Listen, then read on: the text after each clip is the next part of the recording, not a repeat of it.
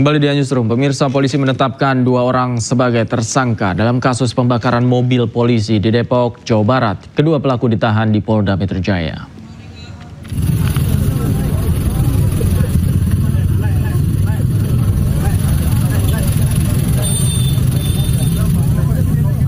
Polres Metro Depok bersama Polda Metro Jaya berhasil menangkap sejumlah orang yang diduga terlibat dalam perusakan dan pembakaran mobil polisi di Depok, Jawa Barat. 2 orang telah ditetapkan sebagai tersangka. Pelaku membakar mobil polisi di kawasan Bojong Pondok Terong, Pancoran Mas, Kota Depok. Penangkapan pelaku pun mendapat pengawalan ketat. Polisi menegaskan akan menindak tegas pelaku tanpa memandang latar belakang atau kelompok tertentu. 2 orang telah ditetapkan sebagai tersangka, sementara sejumlah orang lainnya masih menjalani pemeriksaan intensif oleh penyidik.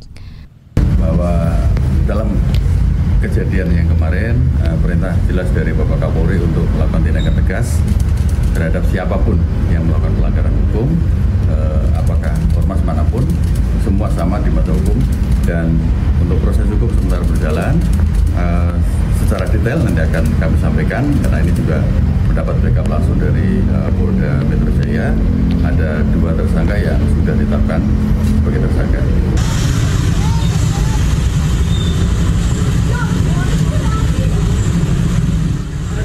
Sebelumnya, 3 mobil polisi dibakar massa saat menangkap seorang pelaku penyerobotan lahan dan kepemilikan senjata api di Depok, Jawa Barat. Massa tidak terima terlapor ditangkap dan langsung membakar mobil. 3 mobil ini pun dibakar tengah jalan dan menjadi tontonan warga. Kejadian berawal saat polisi menjemput paksa TS lantaran mangkir dari 2 kali pemanggilan atas 2 laporan polisi. Namun saat polisi menjelaskan surat perintah penangkapan, massa merusak dan membakar mobil polisi tersebut. Dari Depok, Jawa Barat, Yung Rizky, iNews melaporkan. Sebelumnya, Kompolnas mendatangi lokasi pembakaran mobil polisi di Depok, Jawa Barat. Kompolnas menduga ada upaya mengkonsolidasikan warga untuk membakar mobil polisi.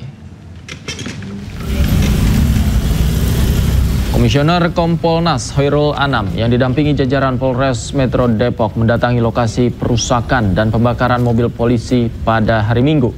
Komisioner Kompolnas Hoirul Anam menduga pembakaran mobil polisi bukan dilakukan oleh warga sekitar lokasi kejadian, melainkan ada komunitas yang memiliki hubungan dengan TS.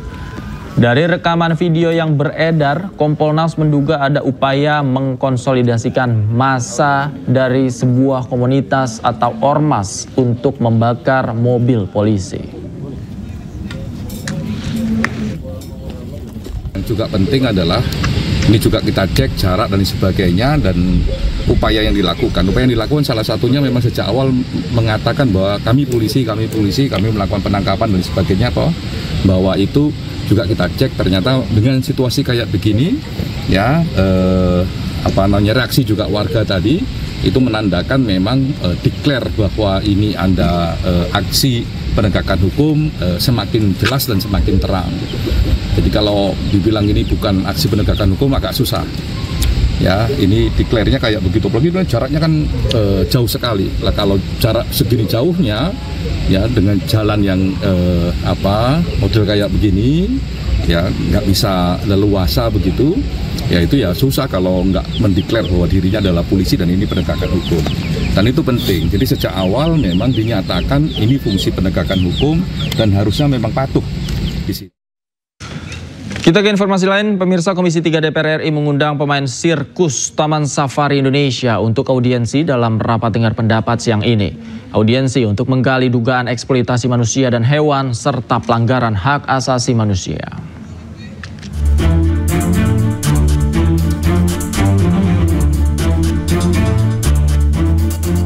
Komisi 3 DPR RI mengundang pemain Oriental Sirkus Indonesia atau OCI yang biasa tampil di Taman Safari Indonesia. Sejumlah pemain sirkus akan beraudiensi dalam rapat dengar pendapat Senin siang. Rapat diagendakan dimulai pukul 2 siang waktu Indonesia Barat dan terbuka untuk umum. Sebelumnya, kisah pilu diceritakan oleh sejumlah mantan pemain sirkus saat bertemu Wakil Menteri HAM Mugianto di kantor Kementerian HAM. Ya seperti dipukulin gitu, dipukulin kalau ada salah apa sedikit dipukul gitu. Tahun 76 itu Ibu Ida umur berapa?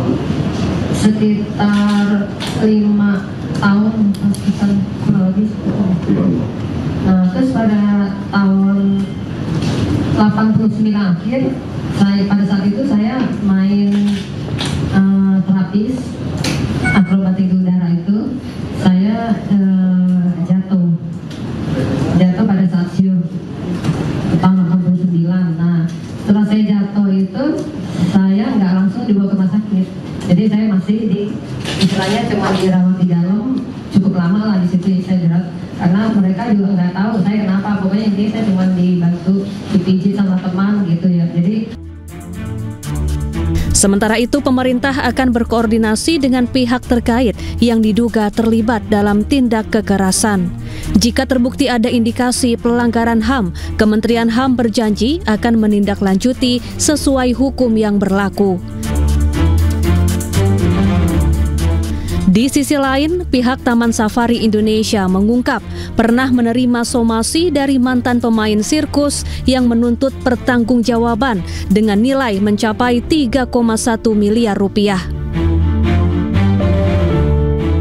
Adapun founder Oriental Sirkus Indonesia sekaligus komisaris Taman Safari Indonesia Tony Sumampau membantah adanya penganiayaan.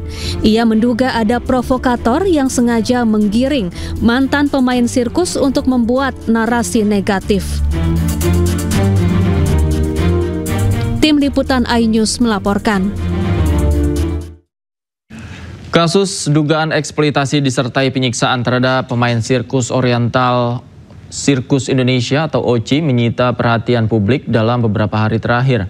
Pihak Oriental Sirkus Indonesia maupun Taman Safari Indonesia yang turut terseret dalam kasus ini angkat bicara dan membantah seluruh tuduhan yang disampaikan para mantan pemain sirkus.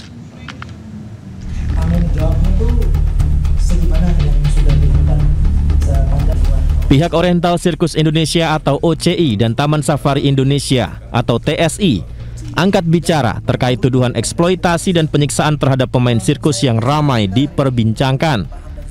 Klarifikasi disampaikan dalam jumpa pers terbatas yang digelar di kawasan Kebayoran Baru, Jakarta Selatan. Kepada wartawan, baik pihak OCI maupun TSI membantah semua tuduhan. Pihak OCI menegaskan isu penyiksaan hanya membuat sensasi belaka, di mana saat pelatihan para pemain diusahakan agar tak terluka. Pendisiplinan itu kan dalam pelatihan ya, pasti ada. Saya harus akui pasti ada. Cuma kalau pakai dipukul, pakai besi, pakai apa, nggak mungkin lah. Kalau nanti dia luka malah dia tidak bisa atraksi kan gitu ya. Justru kita bisa lihat dari foto-foto mereka kan tidak ada rasa tertekan gitu ya. Tidak ada rasa tertekan dan mereka sangat-sangat happy gitu. Itu satu. Nah, kedua berkaitan dengan apa tadi yang disebut penyiksaan itu ya. Itu kan hanya membuat sensasi supaya yang dengar wah serius gitu ya. Sementara itu, Taman Safari Indonesia menduga ada pihak-pihak yang memprovokasi para mantan pemain sirkus dengan menyebutkan adanya penyiksaan dan eksploitasi untuk mencari keuntungan. Tuduhan mereka ke kami. Jadi ini jelas bahwa mereka ada di belakangnya itu ada sesuatu. Mereka meminta masing-masing 300 juta. Untuk Bu Ida, khusus Bu Ida mereka meminta 1 M. Jadi in total itu kurang lebih 3,1 M. Meski begitu, pihak OCI dan TSI bersedia jika harus menjelaskan ke Kementerian HAM. Tim Liputan iNews melaporkan.